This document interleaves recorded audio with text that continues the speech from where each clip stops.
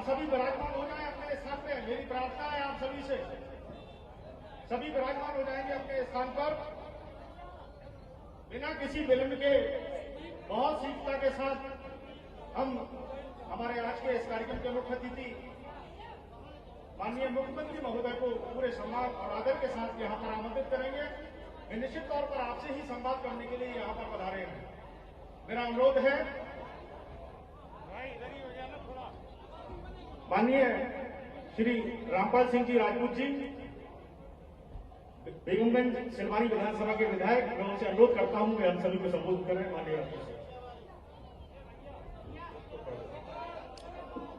बोलिए भारत माता की, अन्नदाता किसान की। तेज बोलो, किसान की जो किसान नहीं बोलेंगे तो कौन बोले। अन्नदाता किसान की। हम सबके मत, हम सबके मार्गदर्शक और जिनकी चर्चा किसानों के हित मध्य प्रदेश में जिन्होंने हमारा गौरव बढ़ाया है, पंजाब हरियाणा में भी मध्य प्रदेश की चर्चा किसानों की होने लगी है। किसी को लाभ का धंधा देने के लिए ऐसे जननायक माननीय शिवराज जी चौहान साहब दुख की घड़ी में 1.5 साल तक कांग्रेस सरकार ने हमारी फसलें चौपट हो गई, पटवारी देखने नहीं गए, लेकिन किसान के बेटे मुख्यमंत्री जी आज हमारे मध्य पधारे हैं। आज हम सबका सौभाग्य है, हम जोरदार तालियों से उनका स्वागत करते हैं। हाथ उठा के जोरदार तालियों से स्वागत करते हैं। पटवारी नहीं आए 2 साल कांग्रेस की सरकार में देखने, आज सीएम आए। आपने तारीख बढ़ा दी पंजीयन की राय से जिले की 7 तारीख तक, उसके लिए हम आपका अभिनंदन करते हैं। आज हमारे अध्यक्ष महोदय बैठे हैं, मंडल अध्यक्ष बैठे हैं, मुदित जी बैठे हैं और वरिष्ठ नेता, सबके नाम में नहीं ले रहा। जनप्रतिनिधि है, किसान नेता है, मीडिया का साथी है, अन्नदाता है, लेकिन आज हमारा गौरव बढ़ रहा है। 1.5 साल तक तो गाना चल रहा था कि लौट के आजा मेरे मामा, तुझे हमें खेत बुलाते हैं, ये गाना चलता था मोबाइल पे, और कांग्रेस के मुख्यमंत्री निकले ही नहीं, गौराई से देखा नहीं। आज किसान का सोयाबीन चौपट हो गया। छुट्टी घड़ी में आपने पूरी रात कंट्रोल रूम चलाया, भोपाल रात भर जाएंगे, हजारों लोगों की आपने जान बचाई है। हम आपका स्वागत करते हैं। रात भर तक के हेलीकॉप्टर बुलवाए, नदियों में फंसे, बाद में नदी में दबैया। आज किसानों को पधारे, आपका स्वागत। किसानों के हित में जो निर्णय इस पुरानी सरकार ने बेईमानी की, सिलवानी बेगमगंज राय से साथी में सब किसान शिकायत कर रहे। पिछले साल का बीमा कांग्रेस ने जानबूझ के हमारे क्षेत्र में रोका है, माननीय मुख्यमंत्री जी, उसकी भी जांच के आप आदेश देंगे, ये आपसे निवेदन करेंगे। 1 साल तक बेईमानी की, किसानों के बीच में गए नहीं, उसकी भी जांच की मांग हम आपसे करते हुए और आपसे प्रार्थना करते हैं कि ऐसा अमूल्य समय आपने हमें दिया है। आप पधारे, हमारे पार्टी के मंडल में पदाधिकारी बड़ा स्वागत कर रहे थे, लेकिन आपने कहा नहीं, दुख की घड़ी में कुछ स्वागत सत्कार नहीं, जगह जगह हम स्वागत देखते हुए आप यहाँ आए हैं। मैं आपको आह्वान करता हूँ कि हम सबको मार्गदर्शन प्रदान करने की चर्चा करें। बोलिए भारत माता की।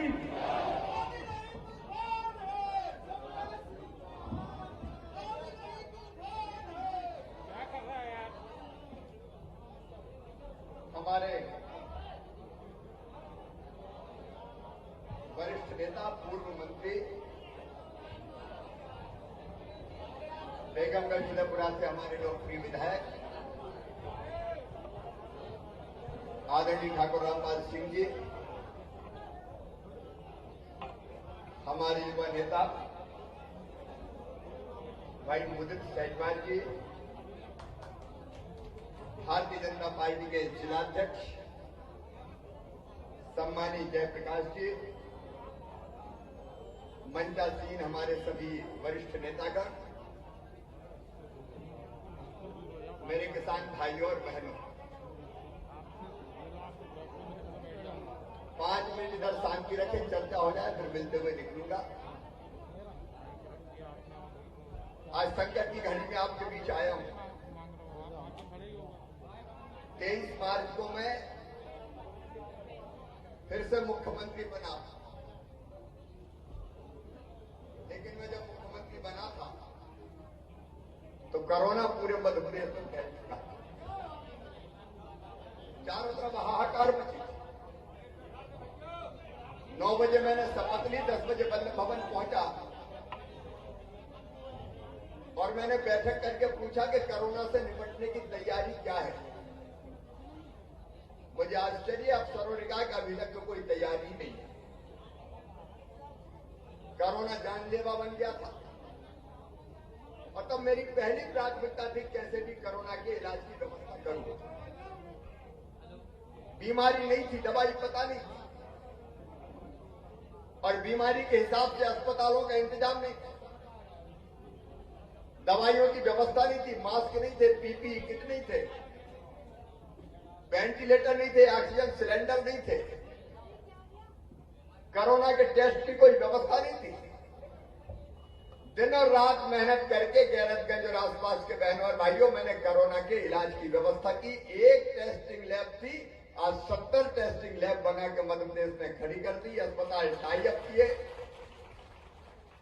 सारी व्यवस्था बनाने की कोशिश की। मेरा दिन और रात उसमें लग गया।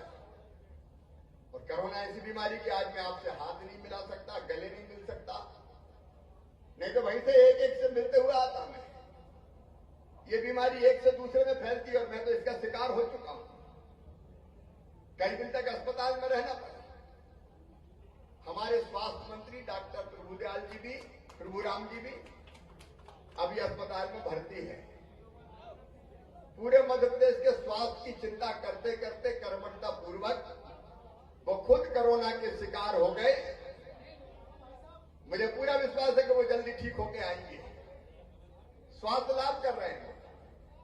वो भी आना चाहते थे खराब फसल देखने, लेकिन आने की स्थिति अभी नहीं थी। तो मैं इनका चिंता कायम करते हो, मामा जा रहा है, मैं किसानों की सारी समस्याएं हल करके आऊंगा।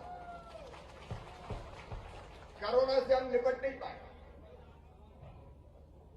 पिछली सरकार ने कोई व्यवस्था की नहीं कि ये सोयाबीन में और उड़दा की फसल में एलो मोजक आया, फिर दूसरी बीमारी आ गई। अब मैं खेतों में से आ रहा हूं, सोयाबीन उखाड़ के जब हम बीच में से तना फाड़ के देखते हैं तो उसमें से इल्ली निकलती है। एक एक तने में 3-3, 4-4 इल्लियां, उन्हें तना छेद दिया। पहले एलो मोजिक ने मारा, उड़द को भी, सोयाबीन को भी, और बाद में नई बीमारी हो गई। दवाई छिड़क छिड़क के अन्नदाता परेशान हो गया, लेकिन वो इल्ली तो बैठी है तने के भीतर, दवाई कोई असर नहीं कर रही, फसल तबाह और बर्बाद हो गई। आप देख रहे होंगे 8 दिन से मैं लगातार बाढ़ पीड़ितों की सेवा में लगा। भयानक बाढ़ भी आई, मैं भी रात भर नहीं, 48 घंटे मैंने पलक से पलक नहीं लगाई। कई जगह लोग फंस गए, कोई पेड़ पे थे, कोई छतों पे थे, कोई टापू पे थे। मैंने भी कलेक्टर का, एसपी का, कमिश्नर का, आईजी का, एसडीआरएफ, एनडीआरएफ, और उसके बाद मैंने सेना बुलवा ली और वायु सेना भी बुलवा ली, एयरफोर्स के हेलीकॉप्टर बुलवा के दिन और रात हम लोगों ने मेहनत की और 13,000 लोग जिंदा बचाए। अलग अलग जगह जो फंसे थे निकाल निकाल के लेके आए, उनकी जानें बचाई, लेकिन फसलें हम नहीं बचा पाए। यहां बाढ़ की स्थिति नहीं है, लेकिन गैरतगंज में, बेगमगंज में रामपाल जी बता रहे थे, हमारे नेतागण बता रहे थे कि लगभग सब जगह ये बीमारी फैली। सोयाबीन का तना नहीं छेदा इल्लियों ने, किसान की किस्मत ही छेड़ डाली। लेकिन मैं कहने आया हूं, चिंता मत करना रे, मामा आ गया है और इसी दिन के लिए आया हूं। मैं पहले सोच रहा था इतने जल्दी बन काय को गया, क्या हम तो सोच रहे थे 5 साल है, लेकिन 1.25 साल में ही गड़बड़ हो गई।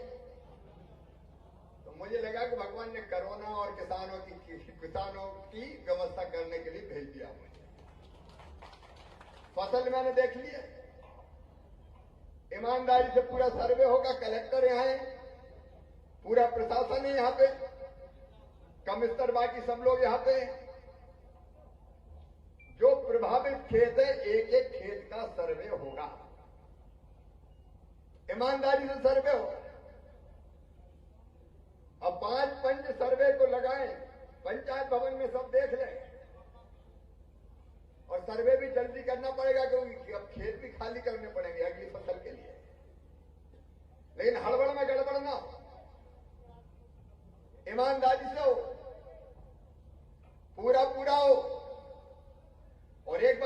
आपसे नहीं छिपाता। इस समय माली हालत भी खराब है, तो कोरोना में भी बहुत पैसा लगा रहा हूं भाई। लॉकडाउन हो गया तो पैसा खजाने में आ ही नहीं रहे, लेकिन मैं रोऊंगा नहीं, उनकी तरह के पैसे नहीं है मेरे। मैं कर्जा मर्जा लेके कहीं से भी आऊंगा, तुम्हारा तो भैया मैं पूरी व्यवस्था करूंगा। राहत की राशि भी बांटेंगे और फसल बीमा योजना का लाभ भी दिलाएंगे। हमने तारीख बढ़ाते गए लगातार,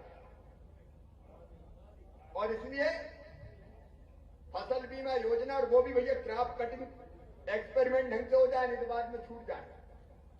अपनी सरकार है, उनके नहीं है कि हो गया तो ठीक है, नहीं है तो ठीक है, तो रहने दो, या कोई किसान नहीं छूटना चाहिए। और राहत की राशि और फसल बीमा योजना की राशि से आपके नुकसान की भरपाई करवा दूंगा। आप चिंता मत करना, घबराने की जरूरत नहीं है। मैं जानता हूं अच्छी तरह कि जब फसल सूखती है तो किसानों के सीने पे क्या गुजरती है। कर्जा ले लेके लगा दिया पैसा, दवाइयों में बर्बाद कर दिए। कल किसी को लेना है देना है कर्जा, कहां से करे? लेकिन पिछले साल जैसे गड़बड़ ना हो जाए, 18-19 में जब उनकी सरकार थी तो पता चला कई गांव छूट गए, 18 पंचायत छूट गई। ये गड़बड़ में बर्दाश्त नहीं करूंगा, उसकी भी जांच के आदेश देंगे हम। सिलवानी बेगमगंज, अब ये शिवराज का राज है, कोई किसान नहीं छूटेगा। पूरी मेहनत ईमानदारी से क्रॉप कटिंग एक्सपेरिमेंट होनी चाहिए और सर्वे होना चाहिए। मैं आज यही कहने आया हूं, मैं लगातार घूम रहा हूं, आप देख रहे होंगे, अलग अलग जिलों में जा रहा हूं। कांग्रेस के लोग मुझे कहते हैं कि मुख्यमंत्री तो बाढ़ पर्यटन कर रहा है, घूम रहा है। अरे जो अपने घरों बंगलों में से कभी बाहर नहीं निकले, कुआं की गर्मी में निकलो, कमलनाथ जाके खेत में देखो किसान की हालत क्या है। जब हम कहते थे तो कहते हम नहीं जाते, हम तो बंगले में देख के कर लेते। तो हम क्या आपकी प्यारी प्यारी सूरत को किसी की नजर ना लगे, कभी दिखा तो दो, खेतों में देख तो आप, तब तो तकलीफ पता चलेगी, ऐसे थोड़ी पता चलेगी। लेकिन अलग अलग लोग, आज भी मुझे अभी 4 जगह और जाना है, वैसे बाकी भाषण नहीं हुए, सबने कहा कि आप ही मूल रूप से बोल दो। मैं आपको विश्वास दिलाता हूं मेरे बहन और भाइयों, जिनका नुकसान हुआ है सबको राहत की राशि बांटी जाएगी, फसल बीमा योजना का लाभ दिया जाएगा। ये संकट है, लेकिन आंख में आंसू मत लाना, इस संकट के पार निकाल के शिवराज आपको ले जाएगा, भारतीय जनता पार्टी की सरकार आपको ले जाएगी। और जब परेशान होने की जरूरत नहीं है, पूरा प्रशासन दिन और रात मेहनत करे, आप लोग भी जुटे, 5-5 पंच, ताकि ईमानदारी से सब सर्वे हो जाए। और प्रभु राम जी की तरफ से भी मैं कह रहा हूं, तो उन्होंने मुझे कहा था कि तेरी तरफ से आप बोल देना साहब, तो मैंने कहा चिंता मत करो, आपका मैसेज भी दे दूंगा, जब जल्दी ठीक हो जाता वाना, नहीं तो मामा अभी तो निपटेगा, चिंता मत करो, क्योंकि मैंने तो कोरोना निपटा लिया, दूसरे में तुम्हारा ही मैं जल्दी निपट जाएगा, आप भी चिंता ना करें। और गरीबों को भी एक और बात और सुन लो, बिजली के बिल बड़े बड़े आ रहे थे, मैंने 31 अगस्त के सब बिजली के बिल स्थगित कर दिए, सारे बिल स्थगित, बिजली के बड़े बड़े। अब 1 महीने का बिल आएगा फिर अगले महीने से, इनकी जांच करूंगा, पता नहीं लोगों का बड़े बड़े आ गए, बड़े बड़े आ गए, मैं बैठा थोड़ी रहूंगा, बड़े बड़े आ गए तो काय को चिंता करते। संबल योजना मैंने फिर से चालू करवा दी, गरीबों के बच्चों की पढ़ाई लिखाई, बेटियों की जब शादी होगी तब बेटियों की शादी, बच्चों की फीस जमा करवाना, ये सब योजना बंद कर दी थी पिछली सरकार ने।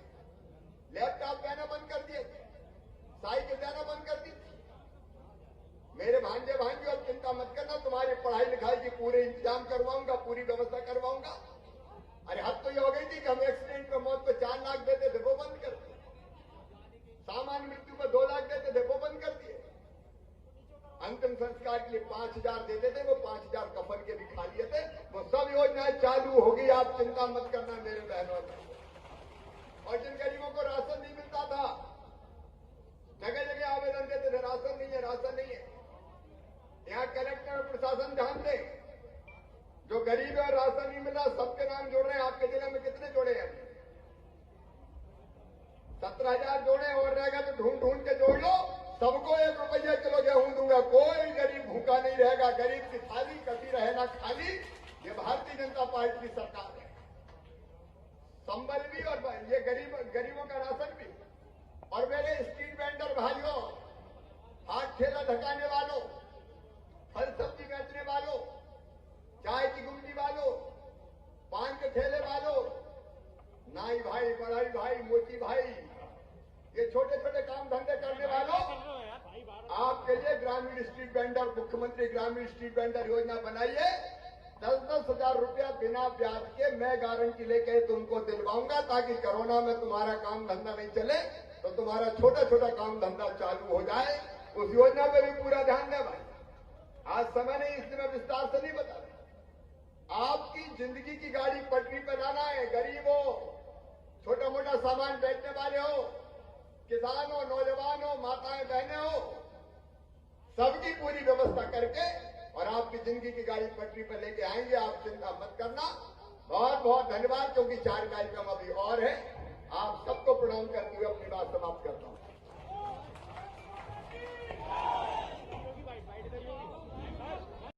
ये सामने से तो मित्रों, गैरतगंज बेगमगंज में किसान की सोयाबीन की फसल, उड़द की फसल भी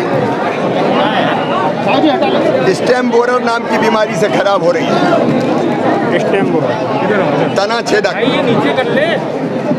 और येलो मोजक भी लगा। आज मैं देखने आया था, नुकसान व्यापक है। और मैं, भारतीय जनता पार्टी की सरकार पूरी तरह से प्रतिबद्ध है अपने किसानों को राहत देने के लिए। फसल बीमा योजना की लाभ दिलाने के लिए। पिछली बार गड़बड़ हो गई, पिछली सरकार में, इसलिए कुछ जगह फसल बीमा योजना का लाभ नहीं मिला। लेकिन हम एक एक खेत का ढंग से सर्वे करके क्रॉप कटिंग एक्सपेरिमेंट भी करवाएंगे, राहत की राशि भी देंगे और दोनों चीज़ें करके हम किसान के नुकसान की भरपाई करेंगे, ताकि उसकी ज़िंदगी की गाड़ी रुके ना।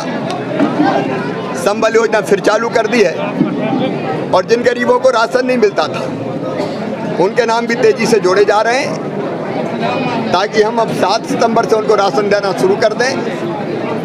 एक स्ट्रीट वेंडर योजना भी बनाई, जिसमें फल सब्जी बेचने वाले गरीब भाई बहन, छोटा मोटा सामान बेचने वाले, उनको 10,000 रुपये तक की राशि सरकार की गारंटी पे मिलेगी बिना ब्याज की, ताकि अपना काम धंधा चालू कर सकें। और उसके अतिरिक्त बिजली के बढ़े हुए बिल भी मैंने स्थगित कर दिए हैं। अगले महीने 1 ही महीने का बिल आएगा। कई लोगों ने शिकायत की थी, उनकी भी जांच करवाऊंगा। धन्यवाद।